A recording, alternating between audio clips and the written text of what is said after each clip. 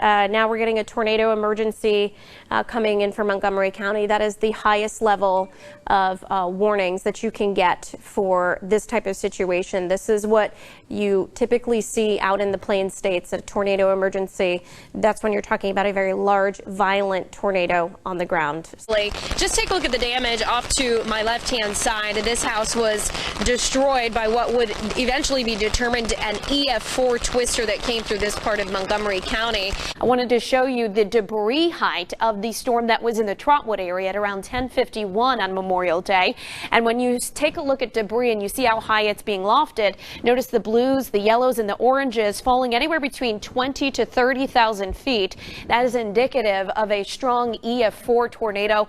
I'm just off I-75, and you can see the Dayton Hotel is still being demolished today. And while we've shown you tornado damage before and demolition, today I'm going to show you a point of view that I needed special access to do. And I'm going to show you it using this GoPro camera. It was obvious renters left and didn't come back. Couches soaked and covered in mold sit where the living room once was. Upstairs, clothes, mattresses, and insulation cover the floor. You could look up and see the sky. Next door, Christmas ornaments, picture frames, and books were scattered everywhere. The smell of mold was in the air. After my story aired, an anonymous person, Channel 7 viewer, said they were moved by your story and wanted to do something special for you. They wanted to donate their stimulus check to you. You're kidding. No. I'm Storm Center 7 Chief Meteorologist McCall Vrydaghs. Active weather has been explosive this afternoon. Just looking at the entire Miami Valley, we have 1, 2, 3, 4, 5, 6 severe thunderstorm warnings that are ongoing currently. Our latest severe thunderstorm warning is for parts of Warren, Butler, and Montgomery County out towards Miamisburg. This part of the thunderstorm that's now leaving Butler County and northwestern Warren County does have the potential of producing winds up to 60 miles per hour. Every few seconds you hear the crackling of the ice as it's falling off the trees, even a few branches still breaking and falling this evening. Now across the Miami Valley, we had about 1/10 to 1/4 of an inch of ice. Take a look at this branch on this particular tree. 1/10 of an inch of ice can add about 30 times the weight to the branch, and 1/4 of an inch of ice can add about 500 pounds to a power line. And with a lot of us seeing 1/4 of an inch of ice, that's why we saw so many power outages throughout the Miami Valley. Most of this is evaporating. Eventually, we moisten up that column of air and we'll be tracking this all moving in, and that flake of snow is going to make it down to the ground, and then looking at that wintry mix to follow. So there's Futurecast at 5 o'clock. It does show that there's not precipitation falling out ahead of it in eastern Indiana and the western part of the Buckeye State. But as we get towards later this evening, notice that thin little band of snow that moves in, followed by that sleet freezing rain mix. Paula, it's been a very windy, rainy day, and I've been inside almost all of it, and you know what? That's okay with me. Same. I only had to run outside quickly to get my dinner this evening, but man, that wind was high. You could hear it on Ronell's microphone. Yeah, you Kettering, could. Yeah. I kind of feel bad that he had to stand out there. It's a little bit chilly too because of those winds. And those winds are creating a wind advisory across the Miami Valley that is not expected to expire until 5 o'clock tomorrow morning. So you may be hearing that wind rattling all night long as you're trying to sleep. Winds right now are still sitting anywhere between a 35 to 40 mile per hour gust across the Miami Valley, and that's likely where they're going to stay through sunrise tomorrow. Here are some of the highest winds I'm seeing in the Miami Valley, including Urbana with a 44 mile an hour wind gust. You have a 46 mile an hour gust out in Eaton. You can see 41 for us in Dayton. Richmond still sitting with nearly a 45 mile per hour gust as well. Now these winds are coming out of the north and east, and that's dragging in some colder air. So if you've been out at all this evening, you've probably felt that chill moving back in. Power outages in the Miami Valley, we've seen them coming down just slightly in the past 10 minutes, but still nearly 4,000 households without power. Most of them happen to be out in Preble County, over 600 down in Butler, and you can see nearly 300 still in Miami County this evening. Hopefully we're going to get some of those crews out there to handle some of those outages through the night, but it's not going to going to be easy working with those gusty winds and the cold temperatures. We're at 36 right now in Sydney, 38 in Urbana, 39 in Dayton. When we factor in the winds, here's the actual real feel outside. It feels like 24 in Sydney as well as in Bellefontaine. It feels like 28 in Springfield right now, and those wind chills will continue to drop through the night as the temperature does as well.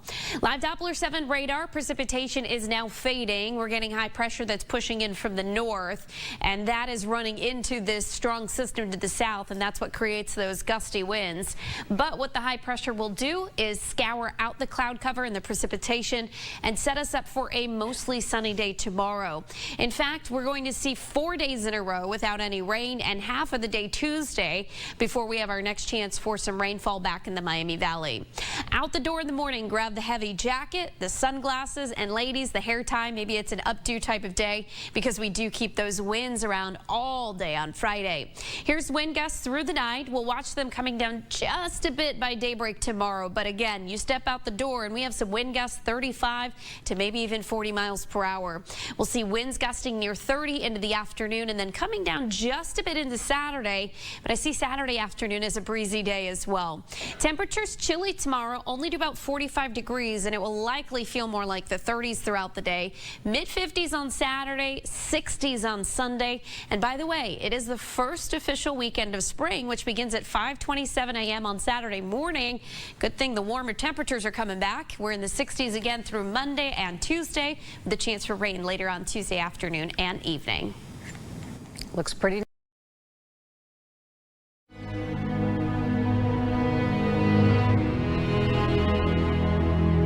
It's been nearly a year. I heard the window shattering.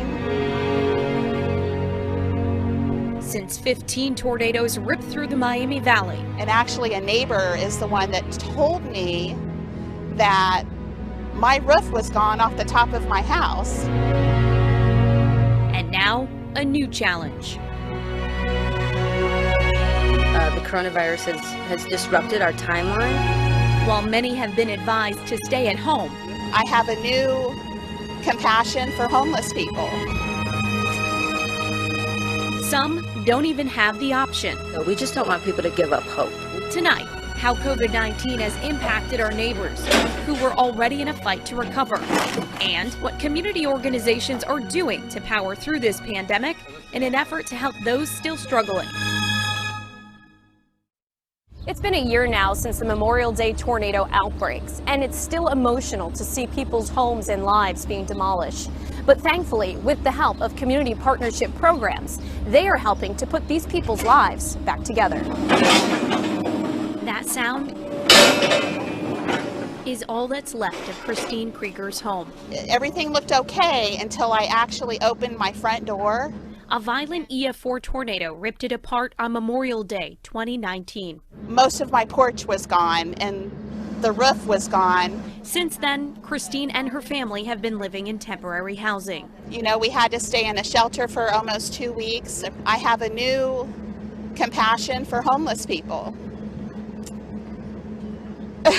Christine's story represents so many from across the Miami Valley when the 15 Memorial Day tornadoes hit. Storm Center 7 has learned that more than 1/3 of them, like Christine, did not have insurance.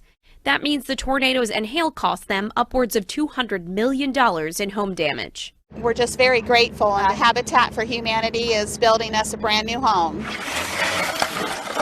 But now a different type of outbreak is keeping that dream from becoming reality. Everything in a pandemic, everything kind of goes out the window.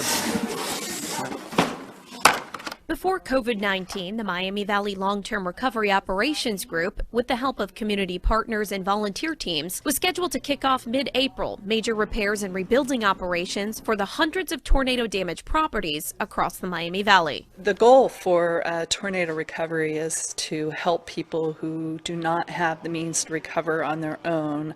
Of the 419 homeowners who've contacted Laura Mercer's group for help, 287 of them are underinsured or uninsured. The virus has delayed their plan. So the one thing that has really disrupted is the volunteers that we would be able to accept from out of state. Volunteer coordinator Emmy Fabic says that's left many projects without people to work on them. They can't move their equipment even to the state of Ohio yet because of the stay-at-home orders and now the stay safe orders. It's not just the lack of people slowing the projects down, but the volunteer safety and dangers of working in larger groups. It has to be very small teams, teams of maybe 4, 5 max. Small teams never mean hope is lost. Work with proper protection gear is slower, but the important thing is work is still being done. Right now we are focusing on exterior work, demolition work, things that could be done without the homeowners being inside of the properties. Blade Cutters Inc. is one of the businesses helping out. Hired by Habitat for Humanity, Christine's home demolition was completed. It's one of the last few of the houses still needs to be down. Now that the stay-at-home order has been lifted, we'll be able to hit the ground running to be able to move things forward. When are you hoping that next phase to begin?